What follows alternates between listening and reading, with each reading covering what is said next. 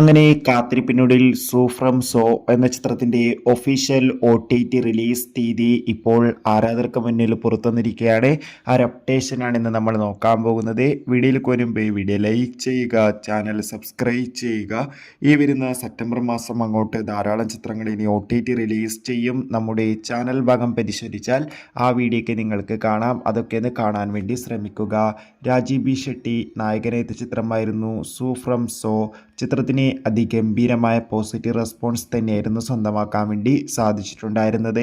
അതുകൊണ്ട് തന്നെ ഏവരുമേറെ ആകാംക്ഷയോടെ സൂ ഫ്രം സോ എന്ന ചിത്രത്തിൻ്റെ OTT റിലീസിനായി ഏറെ ആകാംക്ഷയോടെ കാത്തിരിക്കുകയായിരുന്നു. ഫൈനലി ചിത്രത്തിൻ്റെ OTT അവകാശങ്ങളൊക്കെ ജിയോ ഹോട്ട്സ്റ്റാർ എന്ന OTT പ്ലാറ്റ്ഫോം സ്വന്തമാക്കിയെന്ന് ഒഫീഷ്യലായി കൺഫേം ആക്കിയിട്ടുണ്ട്.